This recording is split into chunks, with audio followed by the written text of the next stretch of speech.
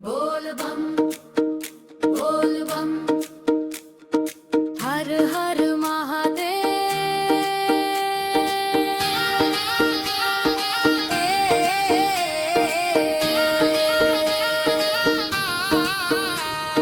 सावन के रुत आयल, मनवा में उमंग भेल, भोला के दर्शन खातिर दिलवा बेचैन भेल। सजी गेले 16 श्रृंगार, कांवरिया के ले लो हूँ भार। गंगा जल भरी कलश में, चली पड़ल हूँ भोला के द्वार। पैर में पायल बाजे छे, मन में भोला राजे छे, हर हर महादेव बोले। आँखी में सपना साजे छे, होला के नगरिया चली सखी संग चली।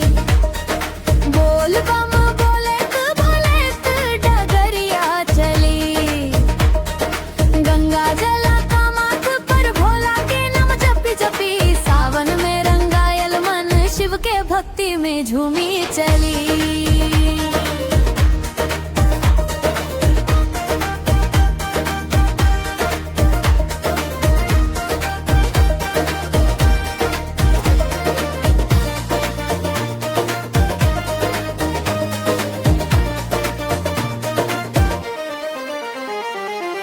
कपार पर चंदन सजल,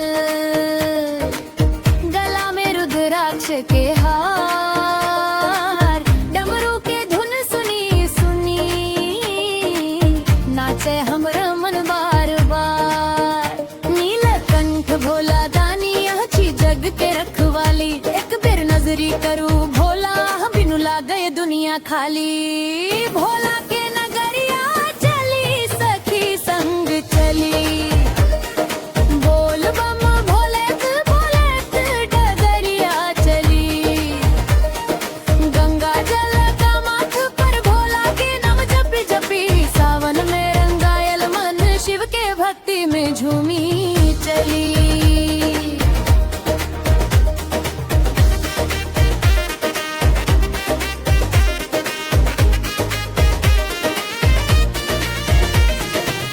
ना चाही धन दौलत भोला, ना चाही महल कारी, बस चरण में जगह दिहा। एतेक अच्छी अर्जी हमारी, चांद जका मुखड़ा भोला के मन में बसी गेल आज। ओम नमः शिवाय जपैत कट जाए जीवन के काज। भोला के नगरिया चली सखी संग चली।